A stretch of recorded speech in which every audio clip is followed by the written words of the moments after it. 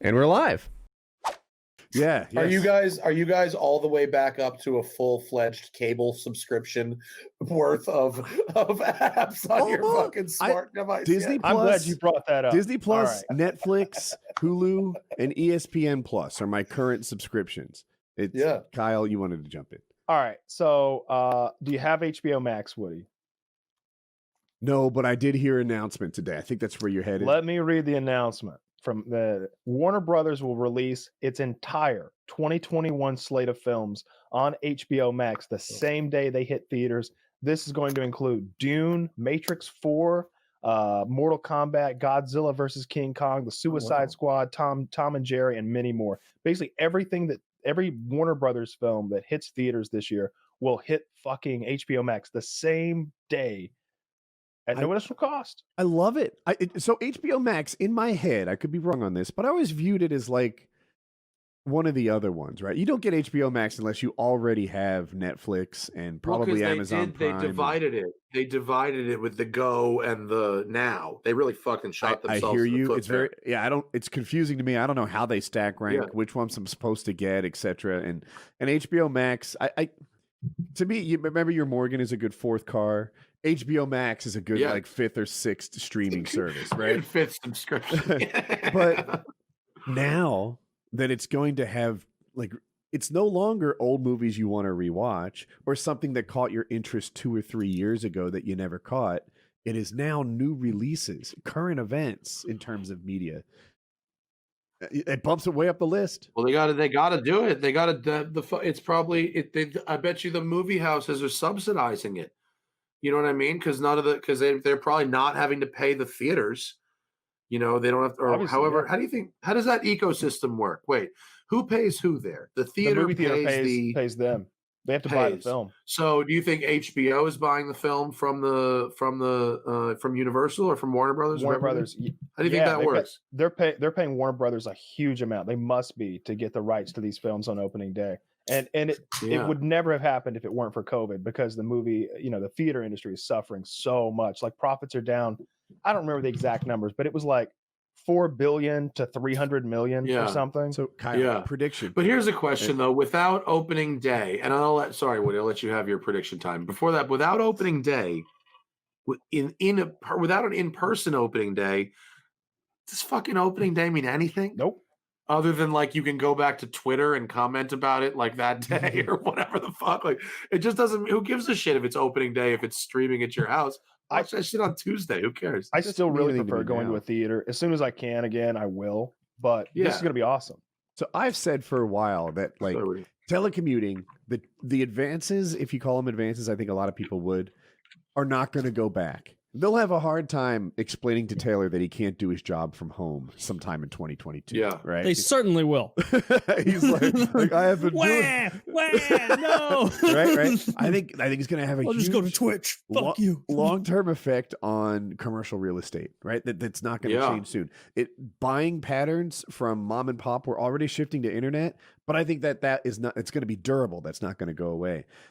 This movie theater change that we're seeing, do you think that this will be durable? Is this HBO Max thing going to be the new standard, or is this just a COVID exception? I don't think we're going back to theaters. I don't think it's ever going to be the way it was. Lots of people like me, and I think lots of people would prefer to just watch it at home. We have big enough TVs, surround sound systems. I can walk and get an 80-cent soda from my fridge instead of a $6 one. And I'm in the comfort of my home. I can pause, I can resume. There's so many benefits to doing it. If we're it's going to move up market. I think it's going to become a more luxurious experience with sort of pods, like opera boxes with better seats, table service. We have that's the theater I go LA, to. the higher end theaters are doing that, and it's fucking great. I mean, I love it. I think if you compare apples to apples, then the theater's just better. Because traditionally, what I've had to compare the theater to was that hey, you can buy the film from Amazon Prime today, or you can go to the theater, and it's how much is it? $20. I'm like, fuck. I don't want a $20 digital release when I could just take a girl to a movie and it'll be a date, it'll be a whole thing. It'll be an evening. Cut the whole popcorn, and yeah, absolutely. I mean, it's dark in there. No need for pretext. We'll just pull it out. But I like the theater. I like the gigantic screen. I like the crazy rumbling audio. I don't like being in the theater with other people unless it's a comedy. It's fun to watch a comedy with a big group of people or a sporting event. One time we went and watched a UFC fight live in a movie theater, and we're all cheering, and there were some people who were not Conor McGregor fans, and they were watching their guy get his ass beat, and it was just like, yeah, our guy's winning. It felt good. It felt good. It was so great out in the theater. That Conor McGregor fight, Conor won, but he didn't win every second of it. So different guys had their moments, and it added to it. Eddie Alvarez, is that no? The one? It was the short American wrestler. Oh yeah, I thought that was Eddie Alvarez. He did steroids. He got busted for it, and it wasn't Eddie Alvarez. I didn't narrowing it down. But yeah, I like watching comedies with big groups of people because everybody's laughing. I'll never forget watching Jackass when I was a kid in theaters. Oh yeah, everybody's melting down, and watching Borat. Bro, for the first Dumb time. and Dumber opening weekend when I was a kid. Dumb and Dumber had moments where we were, I think, 94, so I was like 14. I mean, what a great age for Dumb and Dumber. And we were fucking rolling in the aisles in groups of people. During Dumb and Dumber. I mean, when he fucking... That's exactly how Borat was for me. I think I was like 15 or 15 when that came out, and I saw it with my dad. And like, it was the absolute funniest thing I'd ever seen in my life. Seeing Borat in a theater really would take it to the next level in terms of what you could get away with. You know how usually like that age, like I'm 14, my dad's obviously an adult. Like if we're watching something that I think is hilarious, he's like, this is a little fun, a little stupid. If I'm watching something that he thinks is funny, it's like, I'm too young. I don't get any of these references. Like that was a perfect mashup. Like there was enough in it that was just like, I'm sure there were references that if I watched again, like I would get, but it was mostly just like, I'm going to talk silly and make you look stupid. This is my mankini. It was Chad Mendes, by the way. Yes.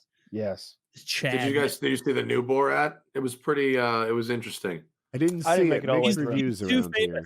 It stunk. I didn't make it all the way through, man. I didn't like all of the scripted stuff, and it felt like I didn't like him in the other costumes. There was a couple of gags where, like, I don't know, he's getting his daughter an abortion. Well, what he's trying to do is get a cake topper taken out of his daughter's stomach because she's accidentally eaten it, but he's calling it a baby, and he's saying that he put it in there. So there's a big confusion between him and the doctor, and it's like, I remember I literally audibly went, "Ha!" And that's as close as I got to laughing at the new Borat movie. I couldn't do it. It didn't feel nearly as organic. Like there were situations you could watch in the first one where you're like, either that guy is the best actor of all time, or he has just been surprised by this strange foreigner. Well, see, the first one came along with lawsuits and shit. Like those people the first one was real crazy. Those people, a lot of them, no one knew who Borat was, really. Yeah. I mean, I did because I had Lithuanian roommates, and they were huge into the Ali G show, and so like they were showing me this shit on their PC. They'd illegally downloaded it. I don't know where else you would get it back in 2011 or whatever. And that's hilarious. I was watching the Ali G show when it was new in 2001 when I was in college. That was the funniest shit ever. Ali G show was crazy. It was on at the same time as Chappelle's show. It was at the same like period. And it was like those two things were on, and both those shows were like, holy shit, this is on television. It's fucking crazy. Lot of the people that were on that are in the first Borat movie were like suing them. I think at one point he gets like picked up by like some frat guys and like a motorhome, and he either gets them to talk about some gay stuff or do some gay stuff, and like they didn't realize they were about to be in a blockbuster movie. Yeah, they're like in a camper van. He's like, "So you guys, you play with each other sometimes naked time." Like, yeah, dude, we get naked with chicks all the time. But it's like they edit it to be like, yeah, we get naked with each other all the time. Like just like talking with them clearly. I liked when he goes, what was he singing? That like bastardized national anthem at that Texas rodeo. The rodeo, yeah. Nobody is having it. Even the guy like in the like the lead up guy's like, I don't know where you're from, but I know I don't like where you're from. Like, that's a good line. And in fairness, like at that point, like that guy was totally justified because Borat was being an absolute boorish asshole to him. Yeah. So that guy's like, but then he sings "Throw the Jew Down the Well," and everybody in that bar in Texas or wherever the fuck is like joining in and singing along. It's in fairness for that one, he was jovial and it was a catchy song. Fair enough. It wouldn't have gone over in New York City. No, probably not. No, that's a middle of the country song. That's you get too close to the coasts and you get some pushback on that. But yeah, Borat 1 was great. I don't need to watch it again.